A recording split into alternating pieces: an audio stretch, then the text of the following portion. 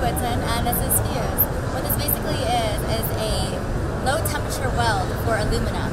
So all you gotta do is heat up the aluminum about 700 degrees, and you want to keep sliding this across to make sure it's that hot enough where you don't want to get the aluminum too hot, because if it gets too hot, it will start deforming the aluminum. So you want to keep sliding this across, and once it's hot enough, it starts melting the fuse, and it absorbs into the aluminum, and it creates a bond. So go ahead and I'll give you a demonstration.